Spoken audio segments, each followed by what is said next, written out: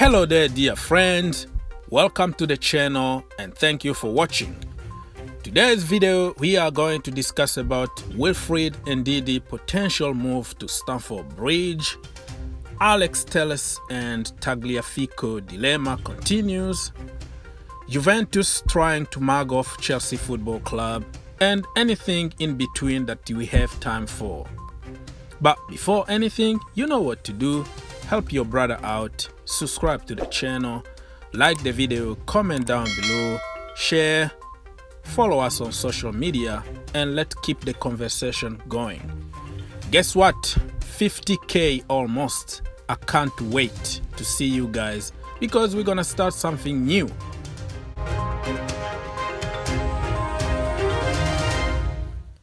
Wilfried Ndidi is a 22 years old Nigerian international. He plays for Leicester City. There is no need to introduce this brother anymore because everybody knows who Ndidi is. And according to some dodgy sources, Ndidi could switch to Stamford Bridge. But when you read the article inside, it's really empty. It's nothing. Ndidi is the best in the business. Don't get me wrong. I would like to have this brother at Chelsea Football Club. But right now, Leicester are a big club. They have a lot of money. They don't need to sell anybody. And their ambition is to go to the Champions League. And Ndidi would like to play the Champions League with Leicester. He still has 4 years contract, and I don't see this happening. That brings me to talk a little bit about N'Golo Kante, because Chelsea fans have very short memory. Just because Kante been injured for almost a season now, and everybody turned their back to N'Golo Kante. Remember what N'Golo Kante can do. And I think injuries started when we moved him from his natural position, push him very far in front so he can save everybody. So if we are going to start talking about Ndidi, remember we're supposed to start by giving N'Golo Kante a chance to play in his natural position. I know so many experts, so many online experts will tell you Kante is not a DM, blah, blah, blah. Make it simple for everybody. Kante won everything. The best player, the World Cup, the Premier League, you name it, playing as a DM. He's 29 years old and you want to push him far. You want to force him to play in a position that he's not feeling very comfortable, and you want to make us believe that that's where he belongs? Come on. Let me talk a little bit about the comparison between Jadon Sancho and Christian Pulisic. Man, I'm sick and tired of this. Why can't we appreciate both players?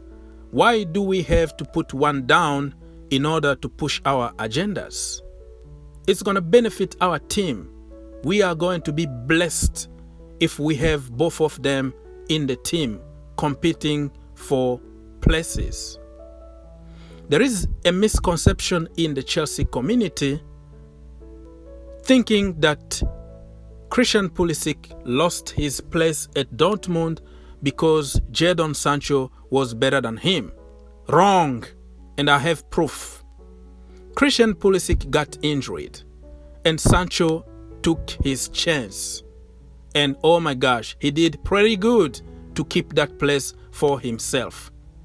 And in the meantime, Christian Pulisic was sold to Chelsea Football Club. When he came back from the injury, technically he was already a Chelsea player who was on loan at Dortmund. And the coach decided to go with the long-term project instead of reestablishing Christian Pulisic as number one. That is simple common sense. Everything is on the internet. It's just one click away. You can check the date. Let's fight on the field instead of pushing agendas. because it doesn't help our club.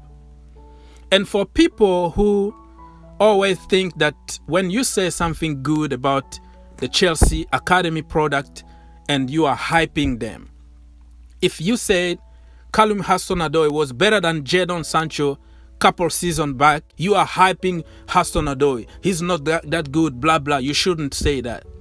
It looks like you can't tell the truth anymore in today's generation. What do you want me to say? You want me to criticize Hudson-Odoi and start lying in order to please you? It's not going to happen. The kid is good, he's good. You're not going to take that away from him. Why do we have to always hype other players from other teams instead of our own? If Callum Hudson-Odoi stayed fit and had the same chance than Jadon Sancho had at Dortmund, he was going to be better than Jadon Sancho. That is my opinion, and you won't change it. Alex Telles and Tagliafico dilemma continues. Yeah, it's just going around, never-ending kind of debate, right? And I don't want to say that I told you so, but I told you so. You know what I mean? In my previous video, I said it's not done yet between PSG and Alex Telles. Some sources already confirm that it's not done yet, and Alex Telles still on the Chelsea list. It's so confusing now. Who are we going to sign? I don't know. But hey, this is Marina and this is Chelsea. Don't be surprised the last minute we go for Robin Gosens or maybe Kurzawa on free from PSG, or somebody that you have to Google before you know him. That is a Chelsea thing, and that is Marina thing. The smartest woman in the football business, right? Juventus are trying to mug Chelsea off, and I tell you why. Because they are trying to offload all their dead wood to Chelsea and get the best players from Chelsea Football Club. They try to impose us somebody like Rabiot, Ramsey, Douglas Costa, Bernadeschi, players like that. And they want our best, one of our best players, which is, Jorginho and Emerson. I don't care what you think about Emerson, but he can flourish somewhere else. He's a good player at the end of the day. So why can't we just go and make a fair deal with Juventus? If they want Jorginho, everybody knows that I'm a big fan of Jorginho, but at the end of the day, it's about the team. It's not about individual. That is the difference between me and other fanboys. Because for me, I care about my team instead of about individual. We know that Jorginho is very slow. He doesn't really have the pace to deal with the physicality in the Premier League, but he's still good. Distribution, passing, and all that. So I don't mind keeping him in the team because he's my boy, but I also don't mind selling him if that is going to benefit my club. So if you want Jorginho, you give us somebody like De Ligt. Why not? Okay, why can't we just go there and choose? Give us Cristiano Ronaldo. I'm just joking here because it's impossible, and you know what I'm trying to say here. So we need to go there to make a fair deal. If you want Jorginho, give us cash money, and we're not going to take less than what we bought Jorginho. You know what I mean? Don't bring us all the dead wood and take our best player. It doesn't work like that.